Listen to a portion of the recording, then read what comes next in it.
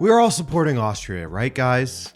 Right guys? I know I am. Hello, my name is Adrian. Welcome back to Euro Daily. I hope you're enjoying the tournament, and how could you not enjoy a couple of the matches from today, no? And hey, shout out to everyone who has joined me on FC Quiz app, growing your football knowledge daily. And a special shout out to Gentle Trainer, a new leader in the Rabona TV Club, the official Rabona TV Club in FC Quiz. If you think you can outdo him and his Euro 2024 knowledge, use the link below to join our club. Or if you have the app, just search Rabona TV in the club sections. We have left Man City and their group in the dust. Egypt, they're in the dust. Now we gotta catch La Liga Loca and England. All right, vamos.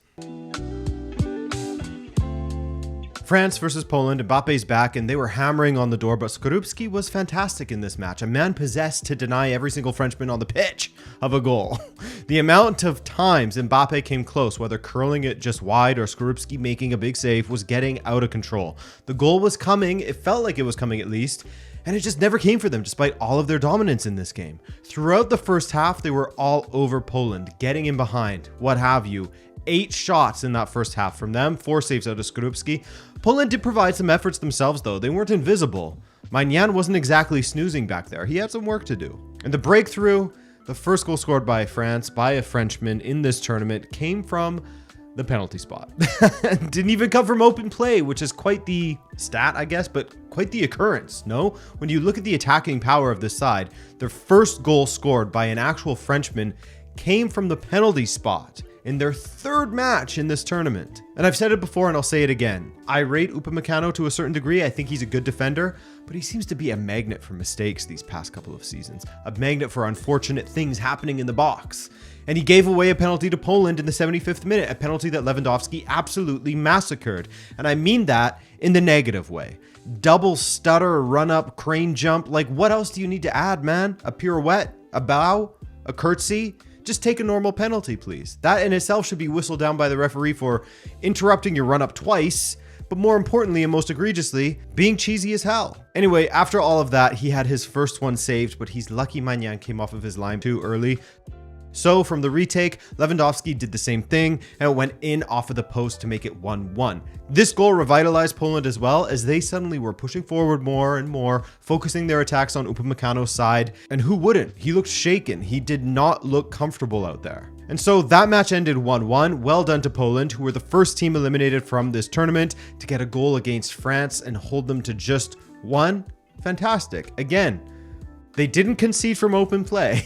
Netherlands taking on Austria. This was the match I was looking forward to all morning, man. I've really enjoyed watching Austria in this tournament, and you just felt like if there was to be an upset in this group, then it would come from Austria. They were so good against France, but unlucky.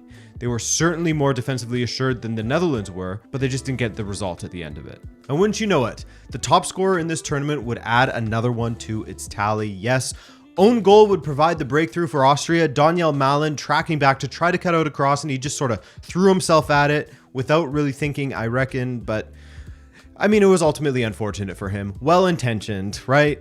But what stood out to me was how the chance came, as Austria had cut the Netherlands open completely. That back four of the Netherlands, they changed. Call it Gertruda being unaware or what have you, but the space for the Austrian attacker was worrying, and all it took was Austria switching the play. They won the ball back on the right, sprung an attack down the left. I think 2 things can be true though. Good attack from Austria and poor from the Netherlands. Very poor all match long defensively from the Netherlands. They were so poor, in fact, in that first half that Koeman took off Veerman after about 30 minutes. Guy only had 9 completed passes from 19, which is not good from a midfielder. And Xavi Simons provided them with a bit more of an attacking profile. Feel for Veerman, it was painful watching him just drowning out there, struggling. The Dutch looked quite poor in the first half by their own standards, while Austria continued to ask questions of their back line, and even Verbruggen, who had to make 3 saves in the first half, 0 for Patrick Pence. One of said saves for Verbruggen came by way of a golden opportunity for Arnautovic on the 6-yard box, and the man scuffed it. Of all people in that position, you'd want him. Well, actually, I'd want Sabitzer, personally, most technically sound, but you take my meaning. This was a very unexpected outcome with Arnautovic on the edge of the 6-yard box. That really would have put things out of reach for the Dutch, right? And of course, in the second half, they were made to pay, twofold actually. 1, for missing their chance like that, and 2, for giving the ball away cheaply in the midfield. And it eventually came to national team Gakpo, the most dangerous of Gakpos. And he made no mistake. A goal out of nowhere, which would be a theme in this match, actually. Because 10 minutes later, Gakpo would be the one to lose his man in the box. That man was the smallest player on the pitch, Romano Schmid, so maybe we can give Gakpo a break. But Schmidt got on the end of Florian Grillish's chipped ball toward the penalty spot to head past Verbruggen. Out of nowhere. Goal. This Austrian team is special. This is a very special side. Even with Memphis Depay scoring a beauty, header down from Weghorst, control from Depay, and a nice volley past Pence, Sabitzer would put Austria ahead moments later once again. Avoidable goal for Netherlands. Poor defending once again from them as they look poor in that department overall. Van Dijk of all people. Shuffle of the standings once more. It was a constant during these matches. Baumgartner beat Verbruggen at the near post in a similar fashion to Sabitzer, but he was offside. Too bad. With the back heel to set it up, it would have been a stunner. But there you have it. Sabitzer with the 3-2 goal, the 3-2 winner, I should say. So another brilliant performance from Austria. And once again, they get the result that they deserve, beating the Netherlands for the first time in over 3 decades, I believe.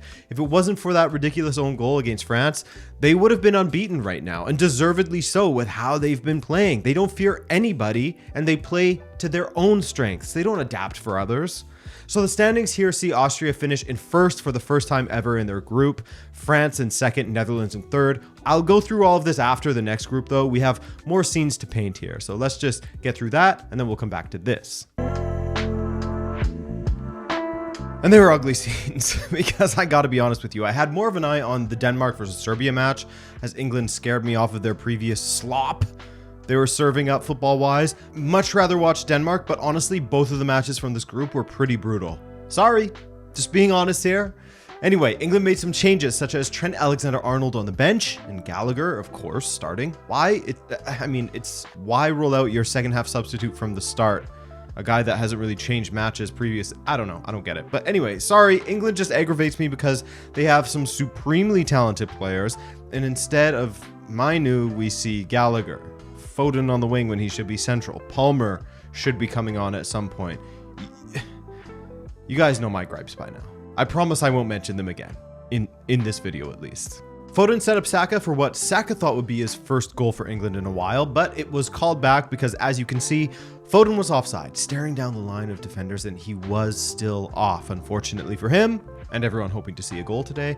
Slovenia began growing into this match. While they only forced one save out of Jordan Pickford in the first half, they showed that England can't afford to relax in this match. Seško with a relatively tame-headed effort toward Pickford that he easily collected. England, their most dangerous opportunity was probably that Trippier ball in that Gallagher missed, the defender missed, and Kane all missed. One little touch and Oblak would have been stranded, but nobody got on the end of it, and that was the half. Now at halftime, Southgate made a good sub, Mainu on for Gallagher, as well as Foden and Bellingham switching places, which immediately made England look a bit better, but it took a while for that to translate to genuine opportunities to score against Slovenia in the second half. 75 minutes in, and England had accumulated an XG of 0.09 in the second half. Oh, and Cole Palmer came on, which was great to see him. Why? Because both him and Mainu made a difference out there and were immediately effective in causing problems, at least. No goals to speak of, but so clear that Cole Palmer in particular changed the game when he came on and should be a starter out there for England. 0-0 the final between England and Slovenia. Denmark and Serbia wasn't much better. A back and forth affair that was more in Denmark's favor as they are the better ball playing side out of these two. They move the ball well when transitioning around the box and they carve out solid opportunities from set pieces as well, or flurries of them. First we had Alexander Ba going for a header, and while Zivkovic had a handful of them, 2 hands full. By the time Ba went down, Zivko had already let go long before. Benfica's past versus Benfica's present there. Later, Denmark had a flurry of chances around the Serbian goal, but Reykjavik and the boys, despite having all hands on deck and looking a bit flustered, managed to escape without conceding. Denmark had a goal disallowed as Jonas Wind bundled the ball into the net with Reykjavik at his back, but the ball had swung out of play from the corner kick, and honestly not sure it would have counted anyway with the way Wind had his arms up. You know, keepers can climb all over players, put their arms all over them, but you can't do the opposite. Not allowed. They are a protected species. In the second half, Serbia had a few dangerous moments that would have had Denmark very worried early in the half, including an own goal that was disallowed because there have been too many goals. No, because the Serbian attacker was offside in the lead up. But Denmark did begin turning it around and came close in their own right. Yannick Vestergaard coming closest with his header that was straight at Rajkovic. These matches frustrated me this afternoon. To illustrate how painful this match was, Denmark had an XG of 0.68 while Serbia was only at 0.29. Terrible stuff, really. Milinkovic-Savic managed to get Serbia's first shot on target in this match in the second half stoppage time, but he did not hit it hard enough. A shame, really, as the lane to the goal was completely open for that strike right at the edge of the box. Should be making the keeper work harder. And with Serbia failing to get a result, well, 1-1 or 0-0. Denmark finished second, Slovenia in third, England in first on 5 points. Group C only managed to score 7 goals. Germany alone scored 8. Slovenia with 3 draws, Denmark with 3 draws. Not an entertaining group, unfortunately, and I had high hopes for Denmark. Oh, and by the way, the tiebreaker for Slovenia and Denmark is the most interesting part of this group, really. As Matt Hayes wrote, given they were level on points, head-to-head, goal difference, goals scored, yellow cards, and record in qualifying, the tiebreaker came down to their FIFA rankings. Crazy. I guess they do have some meaning after all. All right, so what does this mean? Let's look at the third place rankings here. We can see that Croatia is officially out. Netherlands at the top of the third place ranking. Slovenia are through in third. As for the round of 16 matchups, we don't have anything for the third place teams matchups just yet, but we know that Germany will play against Denmark on Saturday. England will play the third place team from DEF. France will play the second place side from Group E. That's Belgium, Romania, Slovakia, or Ukraine. All right, tomorrow we will have the full picture, guys. Looking forward to it and covering it here for you once again, hopefully better matches. Thanks as always for joining me, and if you enjoyed this series, then go ahead and drop a like for me. But beyond that, have a great day, and I'll see you tomorrow. Bye.